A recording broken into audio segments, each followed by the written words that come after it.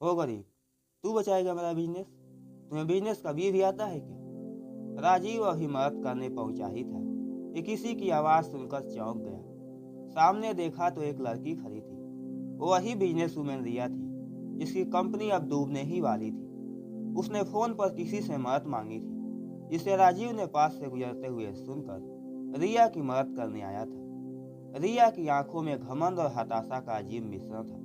उसे लगा कि फटे पुराने थैले और सराहना कपड़ों वाला यह शख्स भला उसकी करोड़ों की कंपनी को कैसे बचाएगा। लेकिन रिया यह नहीं जानती थी कि जिसे वो मामूली राहगीर समझ रही है, वो बाजार का सबसे बड़ा इंडिविजुअल बिजनेसमैन है। राजीव के चेहरे पर एक हल्की सी मुस्कान आई। उसने रिया के तीखे शब्दों का बुरा नहीं माना। उसने बस इतना कहा, मैडम, कभी कभी डूबती नाव को बचाने के लिए बड़े इंजन की नहीं, बस एक सही दिशा देने वाले पतवार की जरूरत होती है। रिया चीख गई। उसने अपना फोन टेबल पर पटका और कहा, मेरी कंपनी इनोवेटेक अगले 48 घंटों में दिवालिया घोषित हो जाएगी। मुझे लाखों का निवेश चाहिए, तुम्हारी किताबी बातें नहीं। राजीव ने शांत भाव से रिया के ऑफिस में बिखरे हुए कागजात देखे और एक फाइल उठाकर पन्ना पलटते हुए कहा, आपकी समस्या पैसा नहीं है रिया जी, आपकी समस्या ओवर स्केलिंग है। रिया रुक गई। उसे ताजुब हुआ कि इस शख्स को यह शब्द कैसे पता। राजीव ने आगे कहा, आपने उत्पाद की गुणवत्ता से ज्यादा उसके विज्ञापनों पर खर्च कर दिया है। क्या आपने कभी सोचा क्या? रिया के पास इसका कोई जवाब नहीं था। उसे पहली बार लगा कि यह गरीब दिखने वाला आदमी शायद कुछ ऐसा जानता है जो उसकी बड़ी बड़ी डिग्रियां नहीं सिखा पाई। अगले 1 घंटे में आपकी मुख्य टीम की जो मीटिंग है, मुझे बस उसमें बैठने की इजाज़त दीजिए। राजीव ने प्रस्ताव रखा। रिया ने हार मानकर उसे अंदर आने की अनुमति दे दी, क्योंकि उसके पास खोने के लिए अब कुछ भी नहीं बचा था। मीटिंग रूम में जब राजीव पहुंचा तो कंपनी के मैनेजर उसे देखकर हंसने लगे। लेकिन जैसे ही राजीव ने बोर्ड पर एक चार्ट बनाया और कंपनी के पिछले 6 महीने के रिटर्न रेट का विश्लेषण किया, पूरे कमरे में सन्नाटा छा गया। उसकी बातों में एक ऐसी धार थी जो केवल वर्षों के अनुभव से आती है। राजीव ने टीम से कहा, आप लोग ग्राहकों को वो बेच रहे हैं जो आप बेचना चाहते हैं, वो नहीं जो उन्हें चाहिए। उसने रिया की ओर देखा और कहा, बिजनेस भावनाओं से नहीं, आंकड़ों और व्यवहार से चलता है। रिया को अपनी गलती समझ आने लगी थी। उसने हमेशा खुद को सबसे ऊपर रखा और अपनी टीम के छोटे सुझावों को नजरअंदाज किया। राजीव ने बताया कि कैसे उनकी कंपनी का सबसे बेहतरीन प्रोडक्ट केवल एक छोटी सी पैकिंग की गलती की वजह से फ्लॉप हो रहा था। राजीव ने एक नई रणनीति सुझाई। उसने कहा, अगले 24 घंटे उन्हें केवल अपने पुराने ग्राहकों से फीडबैक लेने में बिताने चाहिए। रिया ने आपत्ति जताई, हमारे पास समय नहीं है। राजीव ने दृढ़ता से कहा, गलत दिशा में दौड़ने से अच्छा है कि रुक कर सही रास्ता देख लिया जाए। रिया ने पहली बार अपना अहंकार छोड़ा और अपनी टीम को आदेश दिया कि वे राजीव के बताए अनुसार काम शुरू करें।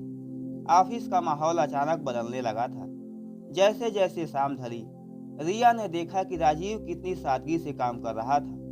उसने उसे काफी ऑफर की और पूछा, तुम यह सब क्यों कर रहे हो? तुम्हें क्या मिलेगा? राजीव ने खिड़की के बाहर देखते हुए कहा, बिजनेस समाज को कुछ देने का जरिया है, सिर्फ बैंक बैलेंस भरने का नहीं। जब एक कंपनी डूबती है तो सिर्फ मालिक नहीं, सैकड़ों कर्मचारियों के चूल्हे बुझ जाते हैं। रिया को अपनी संकीर्ण सोच पर शर्मिंदगी महसूस हुई। रात के 10 बज रहे थे। फीडबैक कॉल से जो डेटा निकलकर सामने आया वह चौंकाने वाला था। ग्राहक उत्पाद तो पसंद कर रहे थे, लेकिन उसकी सर्विस से परेशान थे। राजीव ने तुरंत एक क्विक रिस्पांस टीम बनाने का सुझाव दिया और उसने रिया से कहा, केवल मार्केटिंग नहीं, भरोसा बेचना शुरू करो।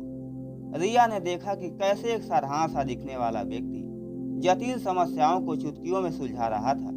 उसे एहसास हुआ कि हुनर कपड़ों का मोहताज नहीं होता। अगली सुबह कंपनी के बड़े निवेशक ऑफिस पहुंच गए। वे अपना पैसा वापस चाहते थे। रिया घबरा गई, लेकिन राजीव शांत खड़ा था। निवेशकों ने चिल्लाना शुरू किया, हमें इस डूबते जहाज में 1 रुपया भी नहीं छोड़ना। रिया की आंखों में आंसू आ गए। तभी राजीव आगे बढ़ा और उन निवेशकों से बात करने लगा। उसने उन्हें अगले 3 महीने का वो विजन दिखाया। इसे सुनकर वे सब दंग रह गए। राजीव ने बिना अपना नाम बताए बाजार के ऐसे उदाहरण दिए कि निवेशकों को लगा कि उनके सामने कोई विशेषज्ञ खड़ा है। उसने कहा, अगर आप आज पैसा निकालते हैं तो आपको 20% नुकसान होगा, लेकिन अगर आप 3 महीने रुकते हैं तो यह 40% मुनाफे में बदल सकता है। निवेशकों ने एक दूसरे की ओर देखा। राजीव के आत्मविश्वास ने उन्हें सोचने पर मजबूर कर दिया। उन्होंने रिया को एक आखिरी मौका देने का फैसला किया। जब निवेशक चले गए, रिया ने राजीव से पूछा, तुमने उन्हें कैसे मनाया? तुम कौन हो? राजीव ने बात टाल दी और कहा, मैं सिर्फ एक ऐसा इंसान हूँ जिसने बहुत सी कंपनियों को बनते और बिगड़ते देखा है। उसने रिया को एक छोटे से नोटपैड पर कुछ पते लिख कर दिए और कहा, इन सप्लायर से मिलो, ये तुम्हें कम कीमत पर बेहतर रॉ मटेरियल देंगे। रिया को लगा कि राजीव के संपर्क बहुत ऊंचे हैं। अगले कुछ दिनों में इनोवेट टेक का स्वरूप बदलने लगा।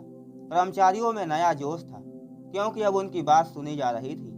राजीव ने कोई बड़ा बदलाव नहीं किया, बस छोटे छोटे सुधार किए। रिया अब खुद ग्राहकों के फोन उठा रही थी। अब उसे समझ आया कि बिजनेस का असली भी मुनाफा यानी बैलेंस नहीं, बल्कि विश्वास यानी बिलीफ है। कंपनी की सेल्स धीरे धीरे बढ़ने लगी थी। एक दिन काम के दौरान रिया ने देखा कि राजीव अपना फटा हुआ सैंडल ठीक कर रहा था।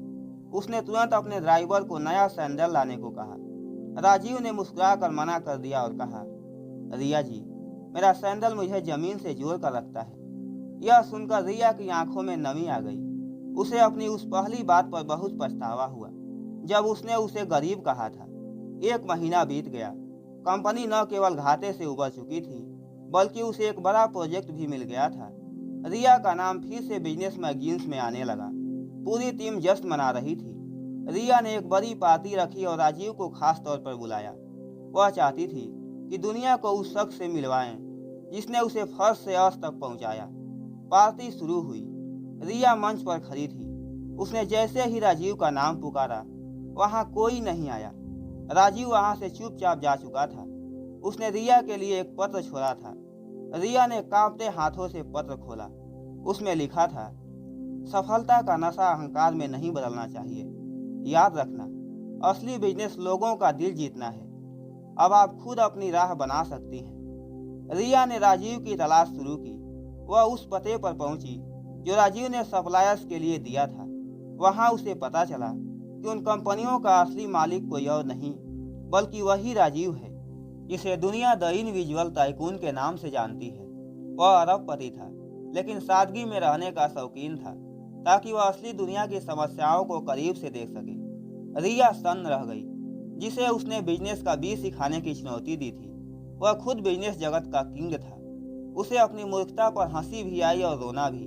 उसने तय किया कि वह अपनी कंपनी को केवल लाभ के लिए नहीं, बल्कि सामाजिक जिम्मेदारी के साथ चलाएगी।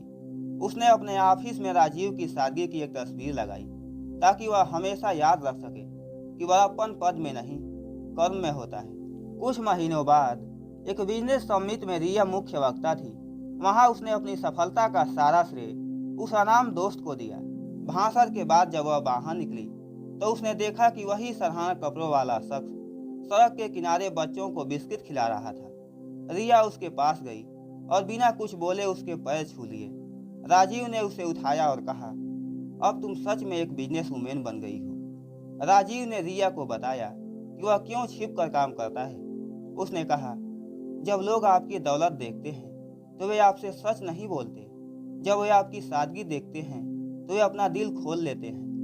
रिया ने उससे वादा किया कि वह भी अपने जीवन में सादगी और ईमानदारी को प्राथमिकता देगी। आज रिया की कंपनी देश की सबसे भरोसेमंद कंपनियों में से एक है।